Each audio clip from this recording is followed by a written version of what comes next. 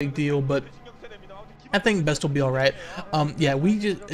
Two great Protoss players on this map are just going to have such an intense play. It's all going to be about the tactical and strategic decisions these players make. It's going to be about their micro and their unit control and their positioning.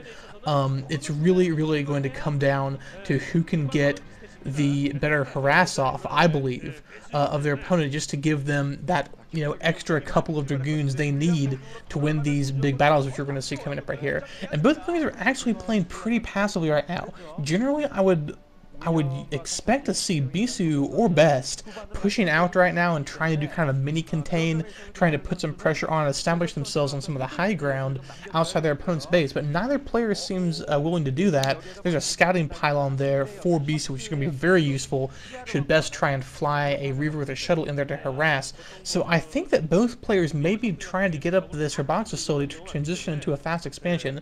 There we see the observatory going down for Best and the observatory for Bisu. Bisu's a little bit earlier, it looks like, but yeah, they're probably just going to be looking to put down a fast expand, because if they weren't putting down a fast expand, I would assume that they'd be trying to put some pressure up.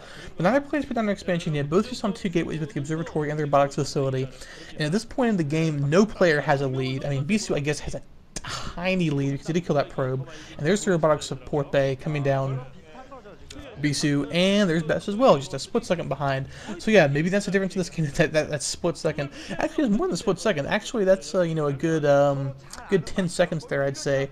Good 10-15 seconds, but it's not really going to matter because, I mean, you're not going to really be able to do anything significant with those 10-15 seconds of having your Reaver out. It's very difficult, really, to try and get the Reaver harass in such a tight game like this, because when you do that, then they're just going to push with their Reaver into your main forces. Here comes a scouting probe for Bisu, getting picked off by Best as his Dragoons before it was able to get into the base. I think it did scout that Best has not been on his expansion yet, which is something useful for Bisu to know. Bisu's going to know that he's probably gone, obviously, for some sort of tech build right now, most likely for Reavers. That's, of course, a logical thing to do. So really no divergence of strategy at all. And I had, okay, here's a divergence of strategy. Here is sorry, I think that was Best putting down his expansion. Yeah, so Best has put down his expansion, and that's really going to be the defining moment of this game. Okay, there's a very useful thing that Bisu has done there, is taking out the observer of Best. Best observer is down, and that is going to deny Best until he gets another one out that line of sight advantage, just that useful scouting advantage for this battle coming up. And yeah, Best is putting down his expansion, but Bisu does not have a lead in gateways, and I wonder if Bisu was considering doing the same thing as well. This is looking bad for Bisu, actually, because Bisu is going to need to do significant damage to Best very soon, or he's simply going to fall behind the long game. It doesn't look like he has a probe poised there to take his expansion, so he's just going for military at this point.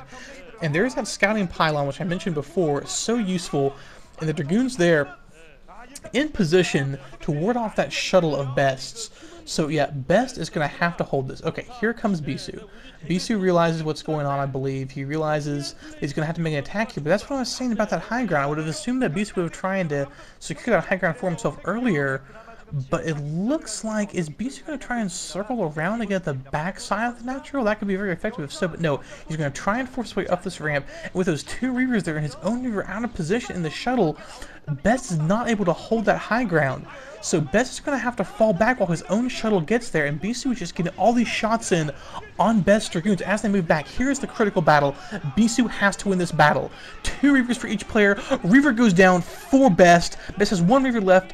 Bisu still has two Reavers, or I think Best has more Dragoons, but those two Reavers are going to be able to do so much damage as long as Bisu has some Dragoons there to shield for them, and it looks like Bisu is taking out the other Reaver of Best. There's Best looking very concerned, and Bisu has just won this game, ladies and gentlemen. That is the game right there.